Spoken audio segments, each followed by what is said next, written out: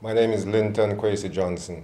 I was born in Jamaica in a rural village called Chapelton in Clarendon, 1952.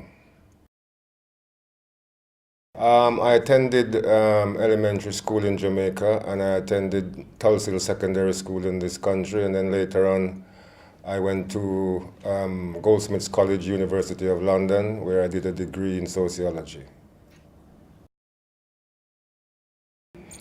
Oh, I've got many occupations. Freelance journalist, broadcaster, recording artist, company director, a bit of jack of all trades, master of none.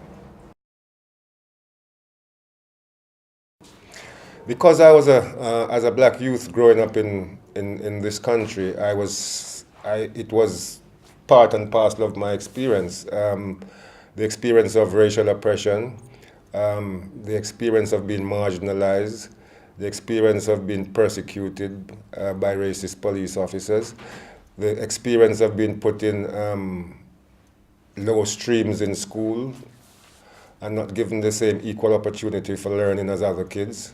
Those were the things that motivated me. My sense of injustice as a youngster.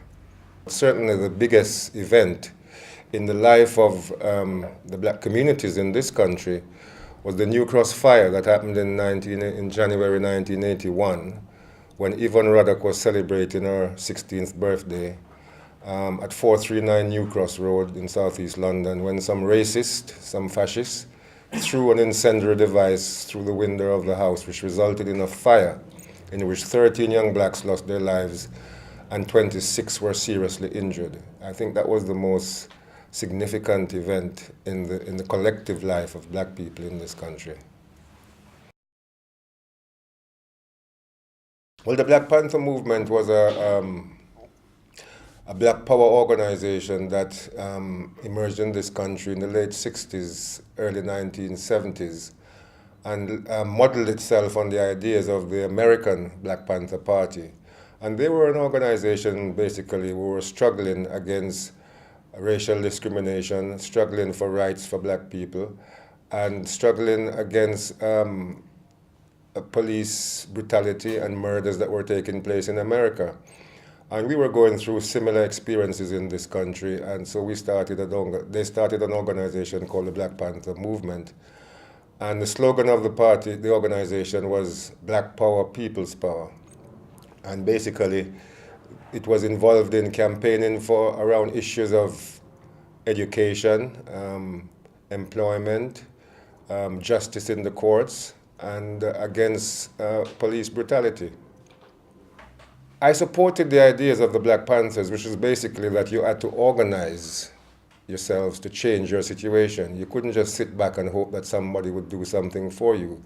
You had to get together with people who were in the same position as you, who were suffering from the same kinds of injustice as you, and have a common cause and do something about it.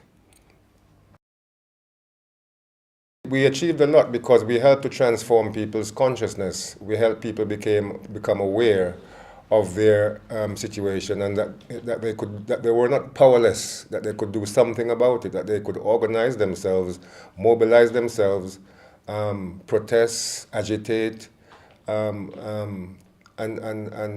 try and transform their situation. And we helped to raise the consciousness of a lot of young people about who they are, and gave them the basis for understanding who they are and why they were where they're at in the world, to locate themselves in the world, basically. Well, like all movements of those kinds, once they've served their purpose, they sort of, they kind of fizzle out. And the Panthers had served its purpose and began to fizzle out. With the shift in politics, in this country, it was no longer simply about color. It became a struggle for class. It became a class struggle. So we became a part of a working class movement instead of a black power movement, and we realized that we had things in common with white working class people, and that we were basically in the same situation, and that we had to join forces and be in solidarity with each other. So we shift from the politics of race to the politics of class. The youth of today are no different from the youth of my generation, really. We had gangs, we had knives, there were stabbings, but I think the significant difference is that we were more politicized. We were more driven by ambition because our parents had come from this country, come to this country in order to seek a better opportunity for themselves. And so we made the most of the opportunities that we had in terms of education and so on. And we were more politicized. We refused to tolerate the things our parents tolerated, although they did so reluctantly because they had to put up with things when they arrived in this country that they wouldn't have tolerated under different circumstances. But they didn't have the freedom to do as much about it as my generation did, because we had no responsibilities. You couldn't simply, if you were a parent, you couldn't simply walk off a job every time you were racially abused. But my generation, we didn't have those considerations, and we rebelled against racial oppression. The second thing, the most significant difference, I think, is that with the gangs and the knives, there was less stabbing incidents when I was a youth. We would, guys would cut other guys, to warn them not to mess with them. You would cut somebody, or very rarely or occasionally you would stab somebody, but you wouldn't. Nowadays, what they do, the youths nowadays, they don't cut, they stab. Secondly, we didn't have the availability of guns that young people now seem to have available to them. In some quarters, I know that to get a gun is one of the easiest things. That wasn't the case when I was a youngster. Thirdly, we weren't living in the same kind of a materialist-driven world. The consumerist ethos that dominates society now wasn't around when I was a youngster, and that consumerist ethos, of the latest Nike, the latest trainers, the latest iPods and so on. They weren't around when I was a youngster.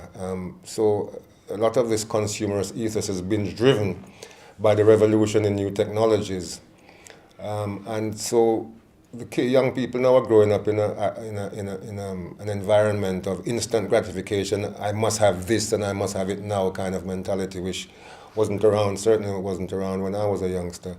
But by and large, young people today are not that different from when I was a youth.